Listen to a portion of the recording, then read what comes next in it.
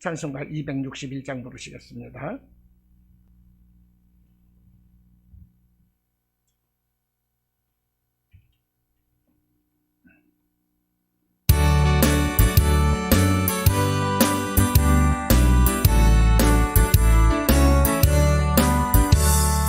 이 세상의 모든 죄를 맑히시는 주의 보혈, 성자 예수 그 귀한 피 찬송하고 찬송하세.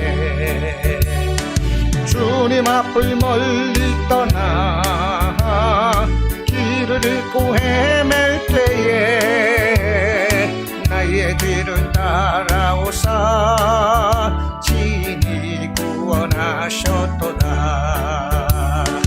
이는 보다 더 주의 흘리신 보혈로 이게 씻어 주옵소서. 가시관을 쓰셨으니 피로 얼굴 물드셨고 십자가에 모진 고통 나를 위해 당하셨네. 말로 형용할 수 없는 구세주의 구속하신 은혜와 그 신사랑 찬송하고 찬송하세. 이는 보다 더 주의 흘리신 보혈로 이게 씻어 주옵소서. 아버지를 멀리 떠나 다른 길을 져버리고 여러 가지 죄악으로 종같이 되었으니 물 같은 것 가지고는 씻을 수가 아주 없네. 주여 귀한 도의 피로 날 정결케 하옵소서.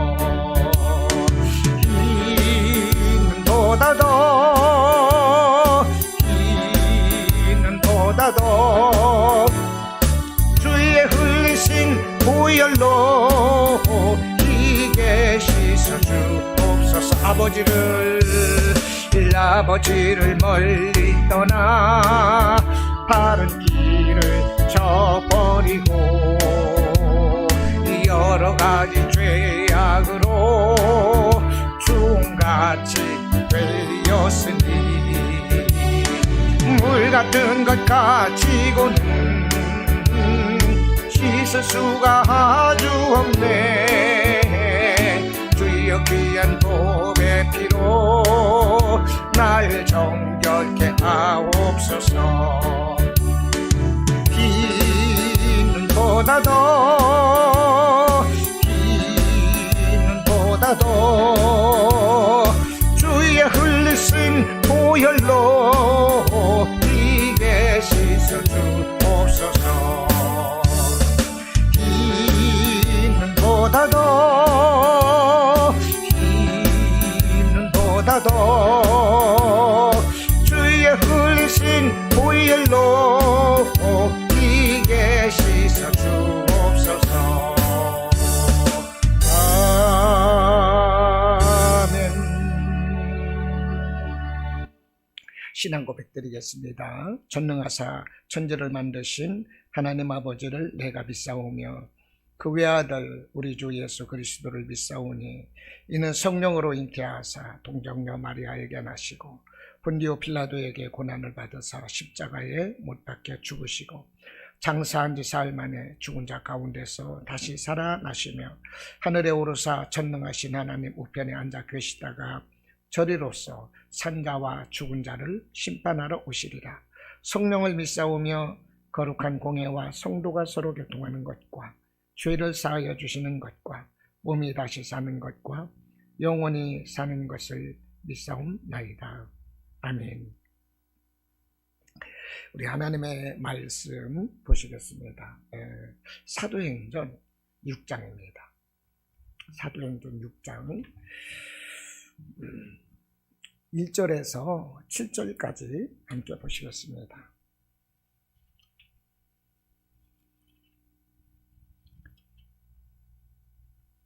6장, 사도행전 6장 1절에서 7절까지 함께 읽겠습니다. 그때에 제자가 더 많아졌는데 헬라파 유대인들이 자기의 과부들이 매일의 구제에 빠짐으로 히브리파 사람을 원망하니 12사도가 모든 제자를 불러 이르되 우리가 하나님의 말씀을 제쳐놓고 접대를 일삼는 것이 마땅하지 아니하니 형제들아 너희 가운데서 성령과 지혜가 충만하여 칭찬받는 사람 7을 택하라.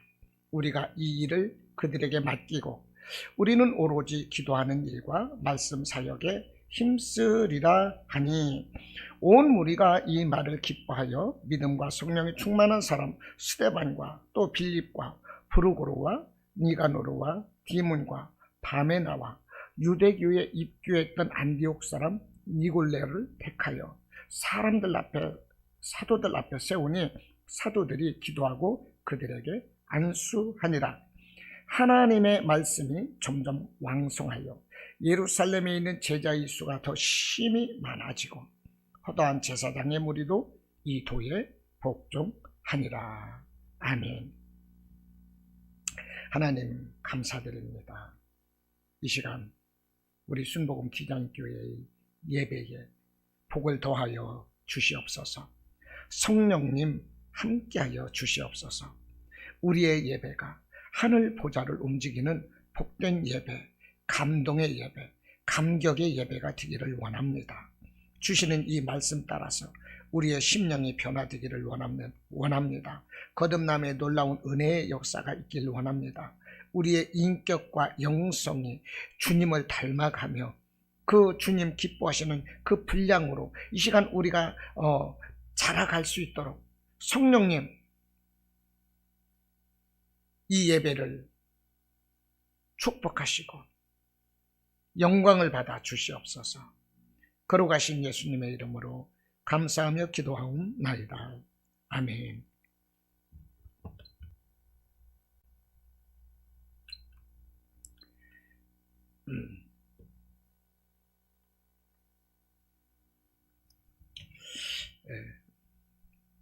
오늘 사도행전 6장에서는 교회의 최초의 집사를 세우는 장면의 말씀입니다.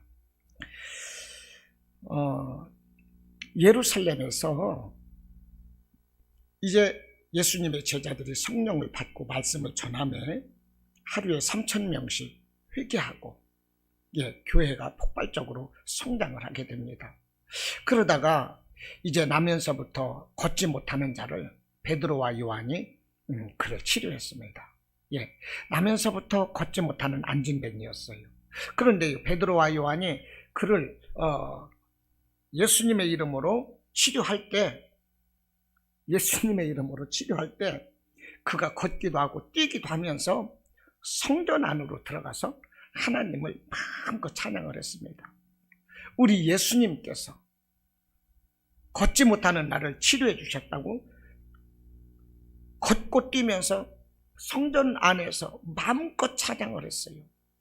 그러다 보니까 그 나면서부터 안진뱅이가 이 걷고 뛰는 이 사건을 통해서 사실 그 사람의 나이는 40세거든요. 40년 동안 일어나지 못하던 앉아있기만 하던 그가 앉아서 구걸하던 그가 걷고 뛰는 이 일로 인해서 많은 사람들이 하나님께로 돌아왔는데 믿는 남자의 수만 5천이나 되었다. 이렇게 성경은 기록을 하고 있습니다. 그러니까 하루에 3,000명, 5,000명씩 교회에 몰려들었어요. 그것도 남자의 숫자입니다. 어른들의 숫자예요. 아이들이라든지 노인이라든지 여자라든지 이런 분들은 숫자에 포함되지도 않았어요. 그러니 예루살렘 교회는 놀라운 폭발적인 성장을 이룩하게 되었던 것입니다. 그러다 보니까 예수님의 12사도들이, 예수님의 12제자들이 말할 수 없이 바쁜 거예요. 말씀을 연구해서 말씀도 전해야 되겠고, 또 이 가난한 사람들, 과부라든지 고아라든지 나그네라든지 이런 사람들이 찾아오면 이런 사람들도 챙겨야 되겠고, 그러다 보니까 이 예수님의 제자들에게 있어서도 일일이 다 이 공평하게 일을 챙기지를 못하고, 일을 하면서도 실수하는 부분이 생겼다는 것입니다. 그 실수하는 부분이 뭐냐면, 우리 속담에 팔은 안으로 굽는다 이런 속담이 있잖아요. 그렇듯이 이제 기존에 같이 살던 히브리파, 그 예루살렘 유대 땅에서 함께 살던 이 과부들, 이제 토백인 거죠. 이들을 히브리파라고 그러는데, 이 사람들을 구제하는 데 있어서 좀 더 신경을 썼던 모양입니다. 그래서 이 1절에서 보니까 헬라파 유대인들은 자기의 과부들이 구제해서 이렇게 제외되는 것을 보고 빠지는 것을 보면서 히브리파 사람들을 원망을 했다는 것입니다. 이제 그 헬라파 사람들이 차별 대우를 받으면서 히브리파 사람을 원망했다는 거예요. 이 헬라파 사람이라는 것은 누구냐면 디아스포라 유대인들입니다. 예루살렘 이 유대 땅을 떠나서 외국에 가 있다가 이제 다시 예루살렘 유대 땅으로 돌아와서 이제 그 예수 그리스도교 안으로 들어온 사람들이에요. 이 헬라파라는 것은 로마라든지 어찌됐든 그 이스라엘 밖에 있다가 다시 안으로 들어온 사람들, 이 사람들은 이제 헬라파 유대인들이라고 그러는데, 이들이 구제에서 많이 제외되는 것을, 이 차별대우 받는 것을 보면서 이들이 불평을 하고 히브리파 사람들을 원망을 했다는 것입니다. 그런데 이와 같은 사건은 보십시오. 초대교회가 한참 성장해 갈 무렵 아닙니까? 3,000명, 5,000명씩 모이는 이렇게 성장해 가는 이때에 이 교회 내부적으로 원망하고 불평하는 이런 문제가 생겼다는 것입니다.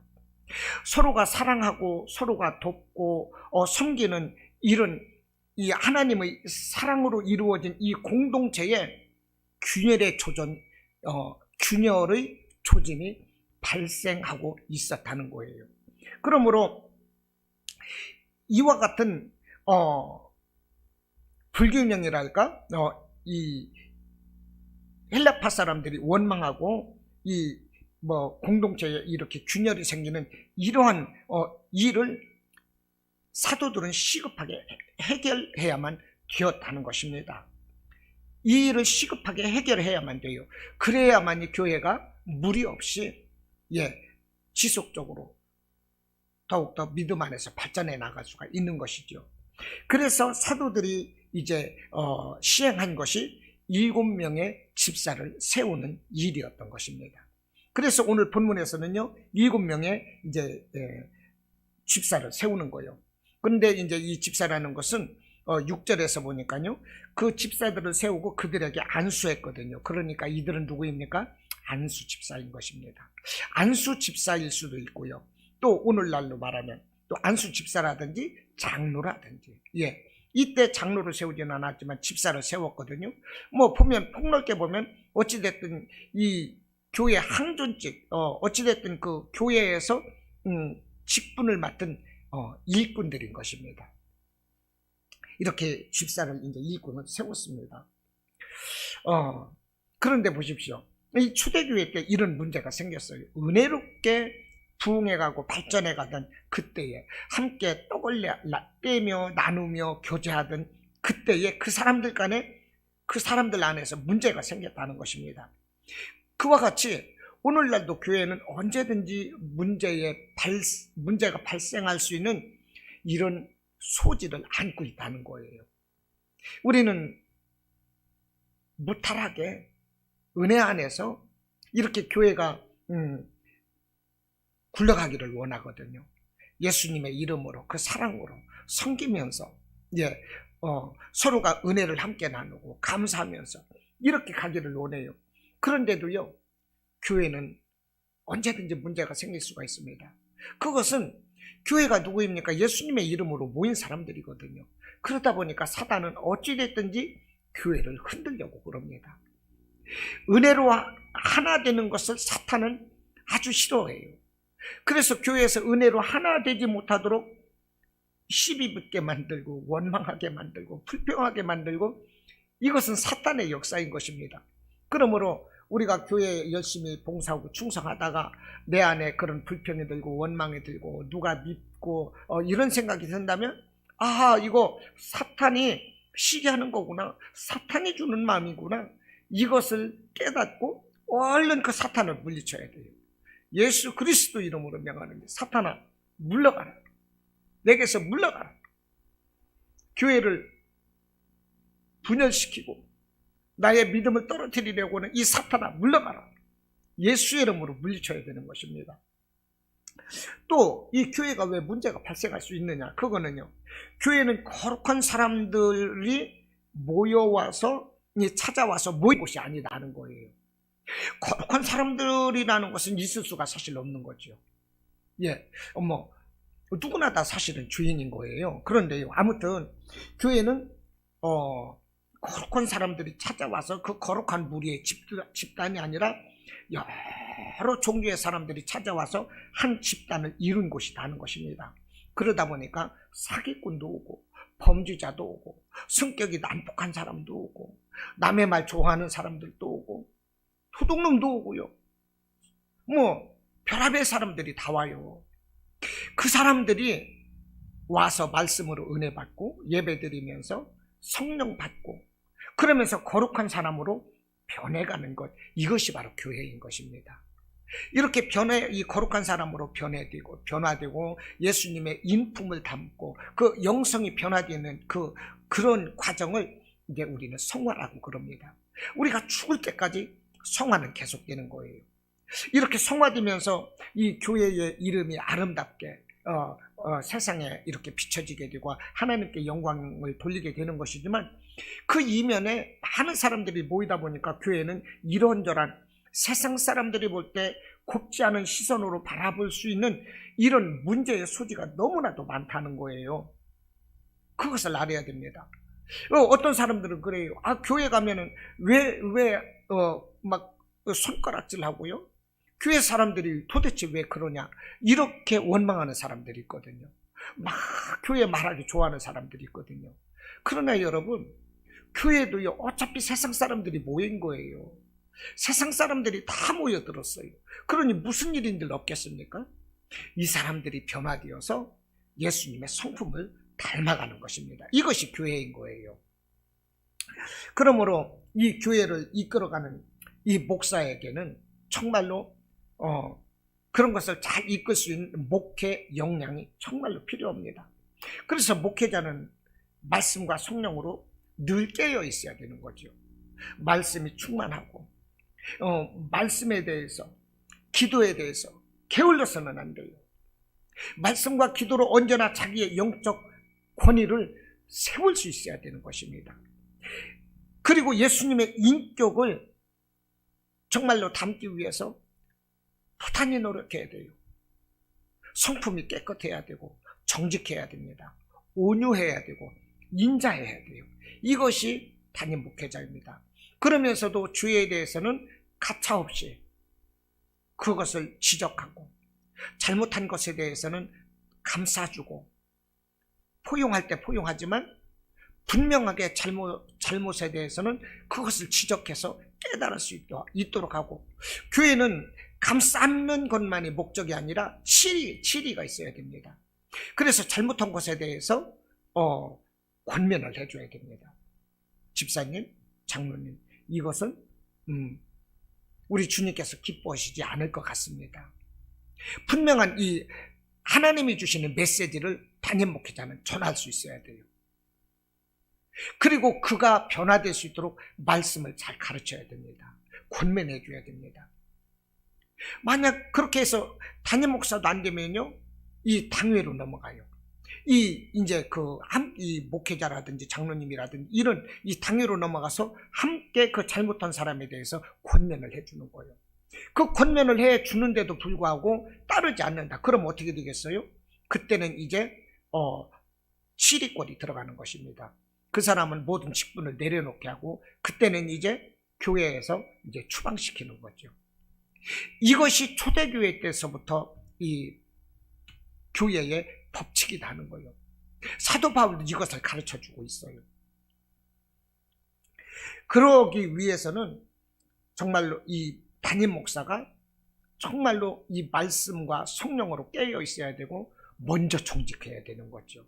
양심적인 사람이 되어야 되는 것이죠. 인격적인 사람이 되고 그래야 됩니다.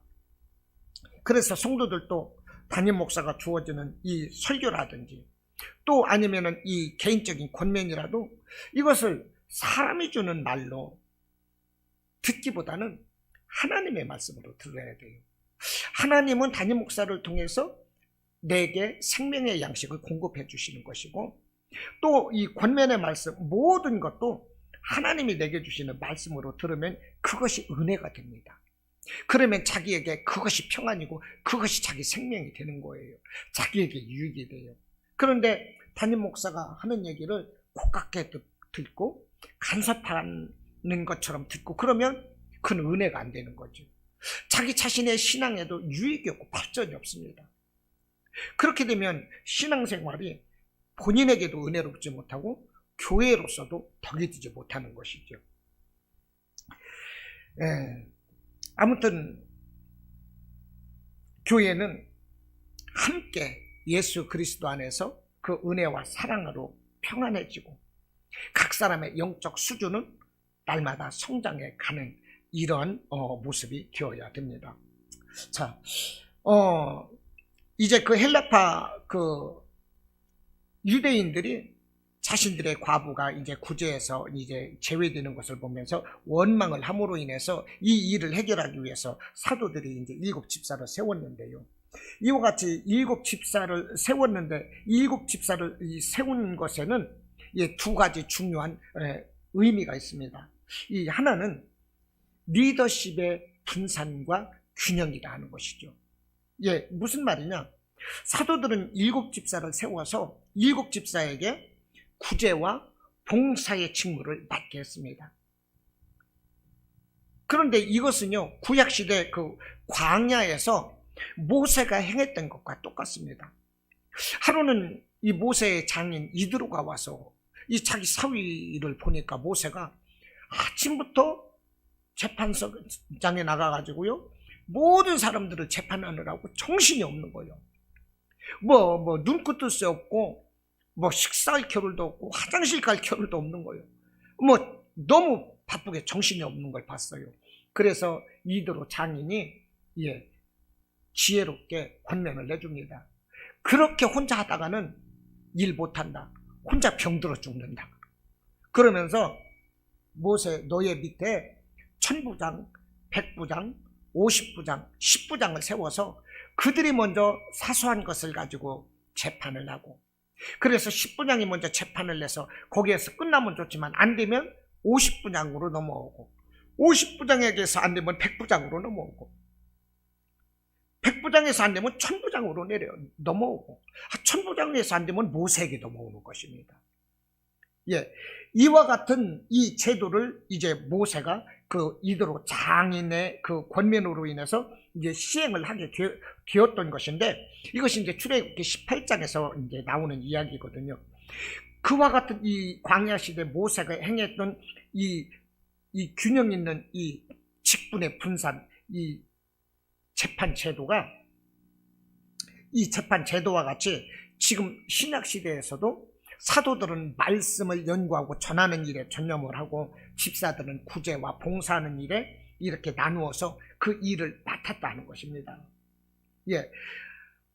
그렇게 하다 보니까 사도들은 집사들에게 그 모든 일을 맡기고, 자신들은요, 더 성경을 연구해서 그 하나님의 말씀을 더 힘있게, 은혜롭게 사람들에게 가르치고 전할 수가 있었다는 것입니다. 오늘날 이 사법제도도 보면은요, 1심이 있고 2심, 3심이 있지 않습니까? 마지막 항소심이 있는데 이것이 다 어디에서 나온 것이냐? 모세의 이 재판제도에서 비롯된 것일 것입니다. 이렇게 7집사를 세워서 이제 구제하는 일과 봉사하는 일을 이렇게 맡기다 보니까 이제 사도들은 자신들의 시간을 가질 수가 있었어요. 7집사에게 일처리를 맡기고 사도들은 자신들의 본래 직무였던 기도와 말씀 사역에 전념을 하게 됩니다. 이렇게 전념을 하다 보니까 7절에서 뭐라고 하십니까? 하나님의 말씀이 점점 왕성하여 예루살렘에 있는 제자의 수가 더 심히 많아지고 허다한 제사장의 무리도 이 도에 복종했다. 이렇게 되는 거예요. 그러니까 이 교회는요, 이 제도가 정말로 필요한 것입니다. 질서가 있어야 되고 어떠한 제도가 있어야 되고 그래야 돼요. 기본적인 일꾼이 있어야 돼요. 그런데 이 개척교회는 그게 없어서 힘든 거죠. 개척교회는 목회자 한 사람이 만능이 돼야 돼. 만능. 맥가이버처럼 만능이 돼야 되는 겁니다. 말씀도 전해야 되지. 전기 만질 일 있으면 전기도 해야 되지. 천장 뜯고 들어가서 전기 배선 같은 걸 제가 한두 번 한 게 아니에요. 예. 남들 하는 거 보고 나서 그냥 따라 사는 거예요. 예. 전기도 만져야 되지. 수도도 만져야 되지. 바닥 청소하는 것도 다 알아야 되지. 뭐든 만능이 돼야 돼요. 만능. 아무튼. 응? 웬만한 목공, 전기, 콘크리트 바르는 거, 화장실 변기 안 치는 거, 만능이 돼야 돼요. 만능. 이래서 개척교회는 힘들어요. 일꾼이 너무 없어요. 능률이 안 올라요. 그러다 보니까 말씀 연구할 시간이 없습니다. 그런데 또 이 개척교회에서 이 교회 일만 전념을 한다고 보면 또 그것도 좀 괜찮을 것 같아요. 그런데 이중직을 가지고 있다고 보면, 개척교회는 성도가 없다 보면 이 교회 목회자 가족도 또 살아야 될 거 아닙니까? 그러다 보면 이제 이중직을 하게 되는 거죠. 그러다 보면 정말로 말할 수 없이 바쁜 거죠. 정말로 바쁩니다. 그래서 그 단계를 정말로 밟고 어느 단계, 그 레벨까지 올라가야 되는데 그게 정말 힘듭니다. 그 레벨까지가 올라가기가 너무 힘들어요. 그래서 정말로 그 성도들이 나는 하나님이 세워주신 일꾼이다라는 마음으로 정말로 예배 드리고 그런 마음으로 교회를 섬기게 된다고 보면, 그를 통해서 교회는 오늘 7제사가 세워진 것처럼 교회는 정말로 힘 있는 교회가 되고 능력 있는 교회, 부흥되고 발전하는 교회로 도약을 하게 되는 것입니다. 자, 오늘 7집사를 세운 이야기를 하고 있는데요. 이 교회에는 이 여러 가지 직분이 있습니다.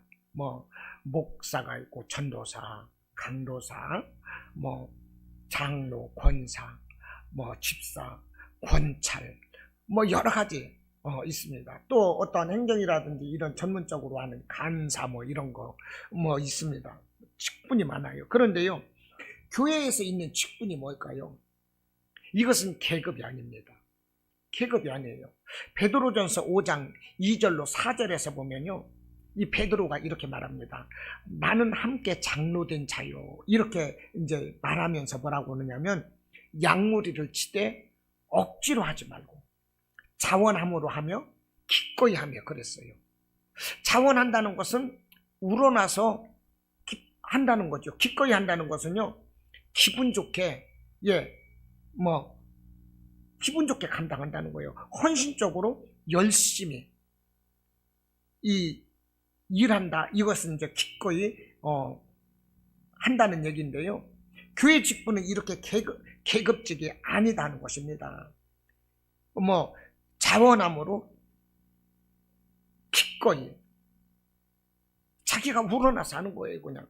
그러니까 교회 직분은 그냥 계급직도 아니고 명예직도 아니고 그냥 섬기는 봉사직인 것입니다. 섬기는 봉사직. 예를 들어서 교회 직분이 계급직이라고 본다고 보면 그것은 굉장히 위험합니다. 목에다 힘줄 수가 있어요. 자기가 결정하고 따르라 이렇게 말할 수가 있어요. 그 교회는 은혜가 안 되는 거죠. 예. 그 계급직이 아니라는 것입니다. 명예직도 아니에요. 어떤 분들 보면 내가 죽으면 비석에다가 장로 아무개 뭐 이런 걸 쓰기 위해서 꼭 나는 장로가 돼야 돼. 이렇게 명예직으로 생각하는 분이 있거든요. 물론 하나님 나라에서 얻는 직분이 귀하기 때문에 그런 것을 얻고자 하는 마음은 이해가 됩니다. 그건 좋아요. 그런데요, 내비치기 위해서 교회를 다녔으면 이 정도 돼야지 하고 어떤 장로가 돼야만이 꼭 뭐가 된 것처럼 명예나 계급으로 세상에 이렇게 보여주기 위한 그런 것은 아니다는 것입니다. 그냥 섬기는 봉사직이라는 거예요. 내가 하는 것을 주장하는 그런 자세는 안 된다는 것입니다.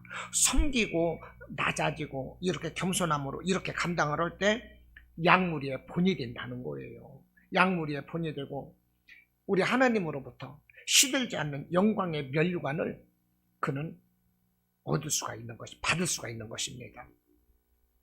자, 오늘 집사의 자격에 대해서 이제 함께 은혜를 나누겠습니다. 이 집사의 자격이 뭐냐? 3절에서 보면요, 형제들아 너희 가운데서 성령과 지혜가 충만하여 칭찬받는 사람 7을 택하라. 우리가 이 일을 그들에게 맡기고 그랬어요. 그러니까 이 집사의 자격이 뭡니까? 첫째는 성령 충만한 사람이었습니다. 둘째가 뭡니까? 지혜가 충만한 사람이에요. 3절에서 지금 말씀을 하고 있는 것입니다. 성령과 지혜가 충만하여. 첫째는 성령 충만해야 되고 지혜 있는 사람이었어요. 또 하나는 뭡니까? 칭찬받는 사람. 칭찬받는 사람. 이 사람들이 교회 집사의 자격이었다는 것입니다. 이 사람들을 집사로 세워서 안수했을 때 이 사람들이 기도와 봉사하는 일에 충성을 다했어요. 여기서 스데반 집사는요, 구제와 봉사하는 일뿐 아니라 밖에 나가서 복음을 전했어요. 복음을 전하다가 돌에 맞아 죽었어요. 돌에 맞아 죽는데 자기를 돌을 던져 치는 사람들에게 마지막 기도가 무엇이었습니까? 주여, 저들의 죄를 저들에게 돌리지 마시고 용서해 주십시오. 이렇게 기도를 했다니까요, 스데반이. 예. 그러자 스데반이 이렇게 기도를 하며 죽을 때 우리 예수님이 보좌 우편에서 벌떡 일어나서 일어서서 스데반을 쳐다봤다는 거예요. 스데반이 죽을 때 무릎을 꿇고 크게 불러 이르되 주여 이 죄를 그들에게 돌리지 마옵소서. 이 말을 하고 잠이라. 이때 예수님이 하늘이 열리고 인자가 예수님이 하나님 우편에 서신 것을 보노라. 죽기 전에 스데반은 예수님이 하나님 보좌에서 벌떡 일어나서 순교하는 스데반을 보는 거예요. 스데반은 이들의 죄를 저들에게 돌리지 마십시오. 그들은 그들의 죄를 모릅니다. 그러면서 그들을 용서하고 죽었어요. 집사인데.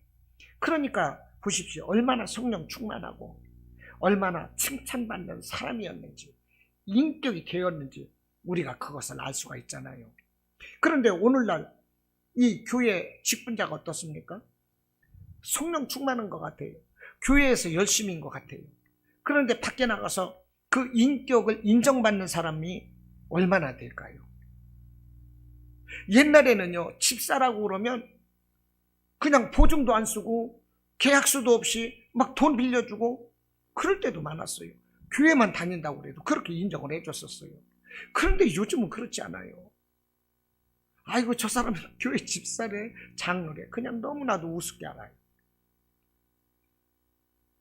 정말 우리가 교회에서 믿음만을 가지고서 나 이렇게 믿음 있는 사람이에요, 이렇게 얘기할 수가 없는 거예요.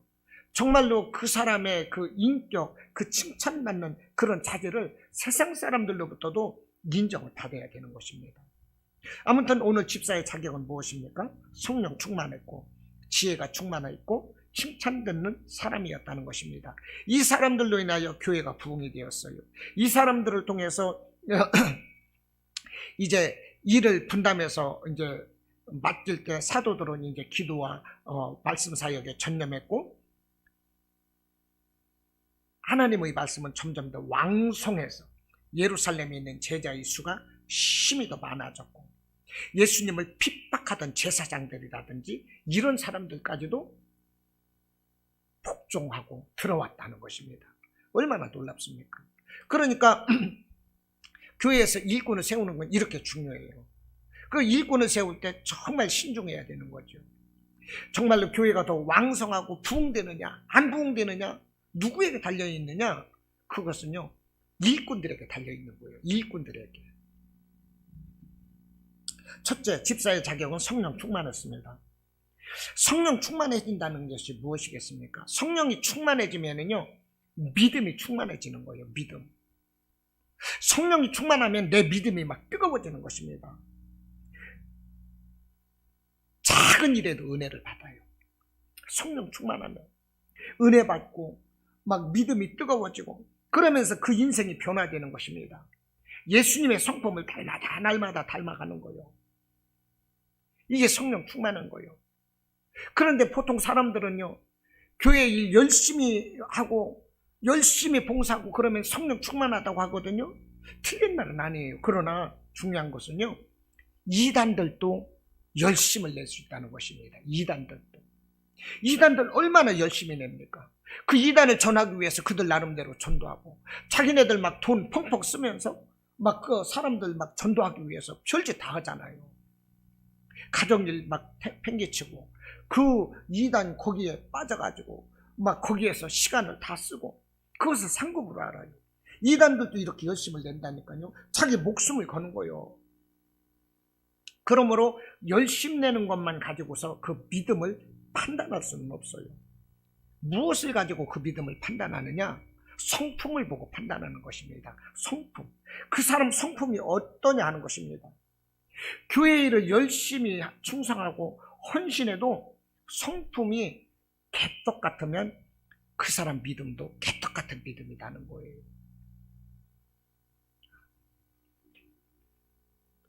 성품이 고와야 돼요. 성품이 예수님을 닮을수록 좋은 믿음인 것입니다. 그래서 갈라디아서 5장 22절에서 성령의 열매를 말씀을 하고 있잖아요. 성령의 열매가 무엇입니까? 사랑과 사랑, 희락, 화평, 오래 참음, 자비, 양선, 충성, 온유, 절제. 이것이 성령의 열매예요. 사람이 예수님을 믿고 말씀과 성령으로 변화되고 예수님의 인격을 닮아가는 거, 이것이 바로 성령의 열매다 하는 것입니다. 우리 예수님이 뭐라고 그랬어요? 알곡은 모아서 곳간에 모아드리고 쭉정이는 체질에서 나가 떨어지는 것을 한 곳에 모아서 나중에 불살라버린다고 그랬어요. 그러니까 알곡이 무엇입니까? 알곡은 곳간에 모아드린다는 거거든요. 이 알곡은 진짜 믿음 있는 사람이고 곳간은 천국인 거예요.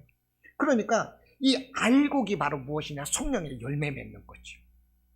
고린도전서 12장에서는요 성령의 은사장입니다. 방언, 예언,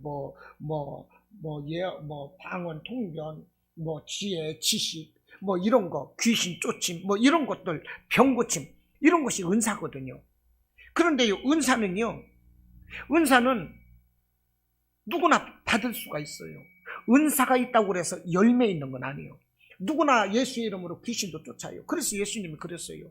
내가 귀신도 쫓아내며 그렇게 했는데 왜 나를 구원시켜 주지 않느냐. 이렇게 나중에 천국에서 따질 때 나는 너를 모른다고 하리라. 이렇게 말씀을 했어요. 아무리 귀신을 쫓는다 할지라도 가짜가 많다는 것입니다. 이단들도 귀신 쫓거든요. 이단들도. 모세가 출애굽을 할 때 이 바로 앞에서 모세의 지팡이가 뱀이 되었어요. 그러니까 이 애굽의 그 술사들, 주술사, 마술사들도요, 그들이 가지고 있는 지팡이를 던지니까 그들의 지팡이도 뱀이 되었습니다. 그 뱀들을 모세의 지팡이가 뱀들을 다 잡아먹었지만은, 그러니까 그들도 똑같이 할 수가 있는 거예요. 이단들도. 광명의 천사라고 그러잖아요. 고린도후서 11절에서. 그들 스스로 광명의 천사로 속이고 있다는 거예요. 귀신도 쫓아내고 진짜인 것처럼 행세하는 거죠. 진짜인 것처럼 행세합니다. 그와 같이 이 성령의 이 은사를 가지고 그 사람이 성령 충만하다, 참 신자다 이렇게 볼 수는 없다는 거예요. 성령의 열매를 가지고 그 사람이 참 신자인지 아닌지 알 수가 있다는 것입니다. 성품을 가지고 그 사람이 참 신자인지 아닌지 알 수가 있다는 거예요.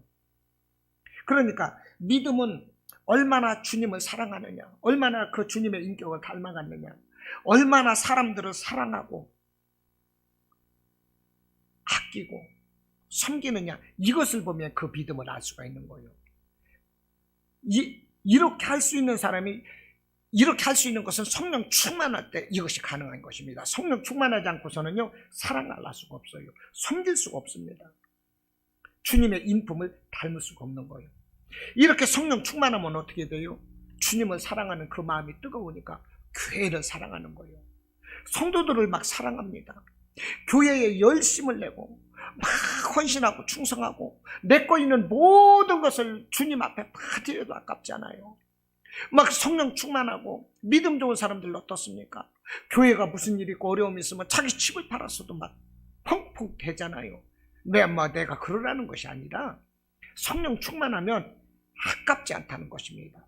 주님께서 내게 생명을 주셨기 때문에 아깝지 않다는 거예요. 너무나도 감사해서 몸으로 헌신하고 충성하고 자기 가지고 있는 모든 것으로 주님을 섬긴다는 것입니다. 이렇게 얼마나 하나님을 사랑하고 교회를 사랑하고 교인을 사랑하느냐, 이것이 바로 참 믿음의 잣대고 정말 성령 충만한 사람이냐 아니냐 이것을 알 수가 있다는 것입니다.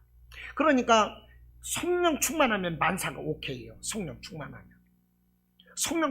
다 통과가 되는 것입니다. 자, 두 번째, 집사의 자격은 무엇이냐? 지혜가 있어야 돼요. 첫째는 성령 충만이었죠. 두 번째는 이제 지혜입니다. 지혜가 충만이라 3절에서 말을 하고 있습니다. 지혜가 충만하여. 예. 이 지혜가 뭐냐? 앞을 내다보는 지혜인 것입니다. 앞을 내다보는 지혜. 교회를 하나 되게 하는 지혜입니다. 이런 지혜 있는 사람이 있을 때 교회가 화평하고 화목하게 돼요. 이 지혜 있는 사람들 때문에. 이 지혜 있는 사람들에게는요, 무엇을 맡기든지 이 사람들은 척척 감당을 합니다. 무슨 일을 하든지 돈 안 들이고서도 쉽게 지혜롭게 일을 처리해요. 어떠한 문제를 딱 만나도요, 지혜롭게 쉽게 그 일을 풀어가요. 쉽게 일을 합니다. 이게 지혜 있는 사람들인 거예요. 현 시점에서 묶여있는 것이 아니라 지금 이대로가 좋사오니가 아니라 장래일을 내다보고요. 앞으로 이런 것이 필요합니다. 우리 교회가 이렇게 나갔으면 좋겠습니다. 이런 믿음에 대한 이런 지혜가 필요하다는 거예요. 이런 지혜가. 그래서 지혜로운 일꾼들이 누구입니까? 여기서 보면 구제와 봉사하는 일을 맡겠다고 그러는데 스데반은 밖에 가서 전도하다 돌에 맞아 죽었잖아요. 그리고 7 집사 중에 또 한 사람은 빌립 집사가 있습니다. 이 빌립 집사는요, 이 이름이 빌립인데 이 빌립이라는 사람은 사마리아 땅으로 그 가족이 나가서 사마리아 땅에서 교회를 세우고 그곳에서 복음을 전하는 거예요. 놀랍지 않습니까? 예, 그렇다니까요. 이렇게 내게 주어진 그 일만이 아니라 정말로 스스로 알아서 이 일을 찾는 사람. 하나님이 내게 원하시는 것이 무엇일까? 내가 오늘 교회를 위해서 어떠한 모습으로 내가 교회가 나를 통해서 필요로 하는 것은 무엇일까? 이런 것을 먼저 하는 거죠. 이게 바로 지혜인 것입니다. 지혜. 그러니까 성령 충만하면 지혜로운 사람이 되는 거예요. 그래서 성령 충만하면 이제 지혜의 은사, 지식의 은사가 있는데요. 우리는 성령 충만하면 지혜로운 사람이 되는 것입니다.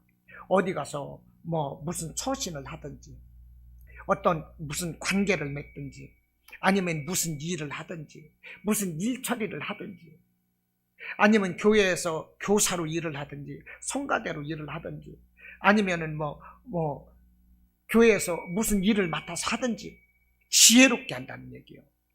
무슨 일을 하더라도요, 지혜롭게 하면 은혜가 배가 돼요. 능률도 배가 됩니다. 지혜롭게 하면. 예, 힘들지 않으면서도 막 효과가 올라요. 이 지혜로운 거죠, 이게. 어떤 사람들 보면은요, 보면 열심히고 그런데 지혜롭지 못한 사람이 있잖아요. 그것은 좀, 일이 더딜 수 있죠. 어렵죠. 맹해서는 안 돼요. 지혜로워야 돼요. 저도 좀 맹한 과인데, 그런데 이 기도하고 말씀 안에 있으면 하나님이 지혜를 주시더라고. 그러니까 나는 본래 좀 맹한데 2% 부족한데 근데 이렇게 생각될지라도요, 내가 말씀의 사람이 되고 성령의 사람이 되고 기도의 사람이 되면 하나님이 말할 수 없는 지혜를 그 사람에게 줘서 귀하게 쓰임받게 되는 것입니다. 인정받게 되는 것입니다. 또 이 집사의 자격 마지막은요, 칭찬 듣는 일꾼이었어요. 3절 보니까 성령과 지혜가 충만하여 칭찬받는 사람 7을 택했다 그랬습니다. 그러니까 일꾼, 세 번째, 칭찬받는 사람이라는 것입니다. 칭찬받는 사람이라는 것은 매사에 본을 보이고 성품이 좋고 인격이 훌륭하고 매사에 실천적인 본을 보이는 사람이라는 거예요.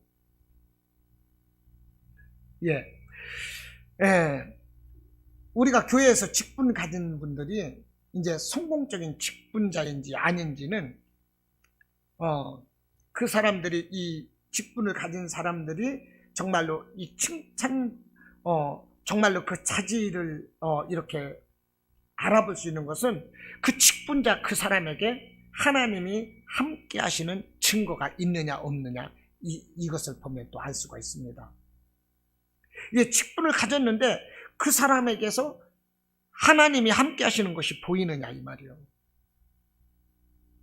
직분자는요, 하나님이 함께 하시는 것이 보여야 돼요. 이것이 자원해서 하는 거고 기꺼이 기뻐서 감사하며 일하는 것입니다. 그러면 하나님이 함께 하시는 게 보여요.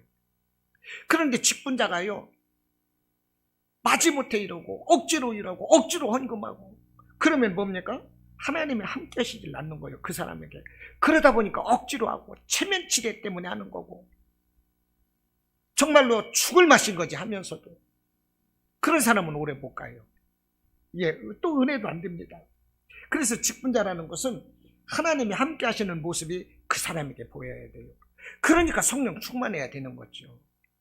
그 안에서 지혜로워하지, 지혜가 보여, 지혜가 반짝반짝 빛을 내게 되는 것이고, 그런 사람들은 세상 사람들로부터도 정말 하나님이 함께 하시는 사람 칭찬받는 것입니다. 어디 가든지 무엇을 하든지 함께 하시는 하나님이 정말로 보여야 됩니다. 저도 그래요. 내가 하나님의 일을 하면서도 내가 하나님과 함께 하시는 것이 사람들에게 보여져야 되는데, 저 사람 개인 목사 혼자 억지로 일하는 것이 아니라 하나님이 함께 하시는 것이 보여져야 되는데, 저는 늘 그 생각을 합니다. 물론 제가 좋아서 일을 해야 되는 거죠. 억지로 하면 안 되죠. 그러나 하나님이 함께 하시고 하나님의 사명 받아서 그 사명에 충성하는 그 모습이 저에게서 보여야 되는 것이거든요. 제 개인적인 이익이라든지 제 개인적인 취향에 따라서 일하는 것이 아니라 하나님의 사명을 받고 부름받아 나선 이 몸 어디든지 가오르다. 괴로우나 즐거우나 주만 따라 가오리니, 이렇게 찬송이 있는 것처럼 아골골짝 빈들에도 어디든지 가오리다, 이렇게 이 고백하는 찬송가처럼 정말로 내 자신의 유익이 아니라 하나님이 부르심 따라서 하나님의 뜻을 따라서 그 하나님과 정말로 함께하는 그런 모습이 내게서 보여져야 되는 것이고, 모든 직분자들에게서 그런 모습이 보여야 되는 것입니다. 그럴 때 축복이 되는 거죠. 크게 복된 거죠. 또 인정받는 것입니다. 할렐루야. 이런 인정이 있으시기를 바랍니다. 저 사람은 정말 직분자인데 무슨 일을 내도 하나님이 늘 함께 하시거든. 늘 하나님을 모시고 하거든. 바로 이거인 거예요. 이거인 겁니다. 제가 대면 예배를 드리면서 사람들이 많잖아요. 그런데 무슨 마음으로 예배를 드릴까요? 사람들 있고 없고를 떠나서 하나님께 예배 드리자, 이 생각을 하면은요, 위축될 것이 전혀 없어요. 아, 이 시간 맞아. 하나님께 예배 드리는 거야. 이 예배 자체를 하나님께 올려드리는 거예요. 지금 예배를. 하나님께 예배를 드리는 거예요. 그러니 위축될 것도 없고, 뭐 심란할 것도 없고, 기죽을 것도 없고, 너무나도 기쁘고 너무나도 감사한 거예요. 우리가 기도할 때도 때로는 답답하고 혼자인 것 같고, 혼자 부르짖는 것 같고, 응답도 없는 것 같고, 하나님이 계신지 안 계신지도 모르는 것 같고, 때로는 그럴 때 있지 않습니까? 그러나 그게 아니더라고요. 기도하다 보니까 요즘에 제가 기도 시간이 많이 늘어났는데, 어떤 때는 밤을 새고 철야를 하기도 하고 3시간, 4시간, 5시간 기도할 때가 요즘엔 좀 제가 많아졌는데, 기도를 하다 보니까 아무도 없고 혼자 기도함에도 불구하고, 아, 맞아, 하나님이 계시지, 우리 주님이 계시지, 지금 성령님이 나와 함께 계시지, 그 생각을 하니까요, 기도에 너무나도 힘이 나는 거예요. 혼자 부르짖는 것이 아니에요. 공허한 위침이 아니에요. 하나님이 함께 계신다니까요. 얼마나 힘이 되는지 몰라요. 이렇게 기도를 하면은요, 부르짖고 막 그러면 잠을 못 자고 밤새우면 피곤할 거 아닙니까? 피곤치가 않아요. 제가 철야 기도한 것이 아침 7시까지 기도를 해봤어요. 7시 한 20분? 피곤치가 않아요. 그냥 하나님이 무한 힘을 주시는 거예요. 그렇게 하고 나서 또 저는 출근을 해서 근무했습니다. 전혀 피곤치 않아요. 물론 낮에는 피곤하기도 하죠. 그러나 기도하는 시간에 너무나도 힘을 주시는 거예요.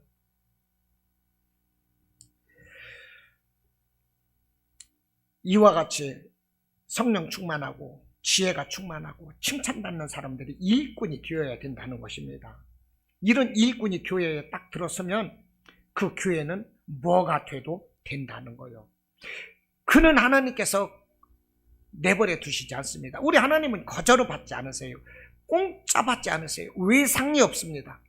내가 섬긴 것 이상의 30배, 60배, 100배, 신명기적인 1000배, 만배 복을 하나님은 갚아주시는 거예요. 그러므로 하나님 앞에 충성된 일꾼은요, 세상에서도 잘 되어야 돼요.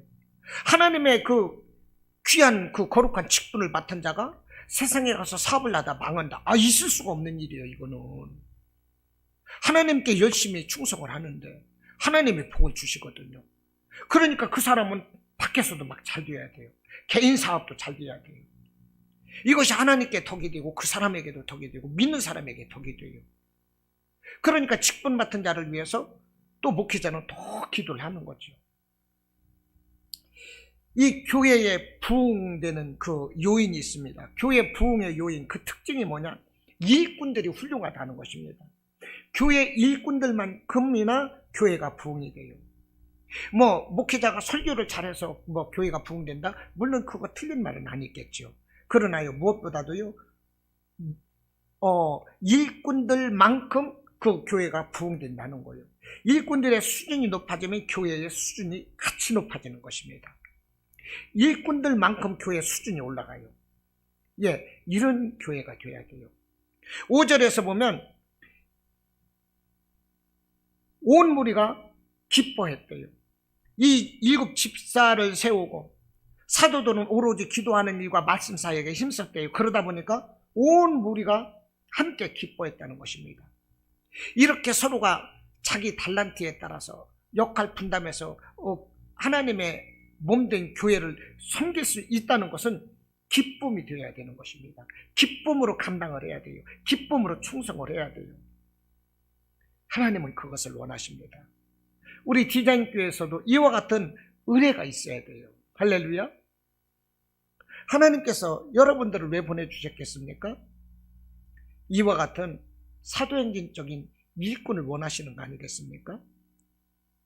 여러분들 가운데서 하나님의 뜻이 있는 거 아니겠어요? 여러분들을 통해서 교회를 세우고 충성하는 여러분들에게 하나님께서는 또 다른 놀라운 은혜로운 계획을 가지고 계시다는 것입니다. 더욱더 충성하시기를 바랍니다. 말씀과 성령에 충만하시기를 바라고 하나님이 주시는 놀라운 지혜와 은혜로 감당하시기를 바랍니다. 우리의 인격이 정말로 주님을 닮는 그런 성품이 되어서 세상에서도 칭찬받고 교회에서도 칭찬받고 꼭 필요한 이런 일꾼들이 다 되시기를 주님의 이름으로 축원합니다. 아멘.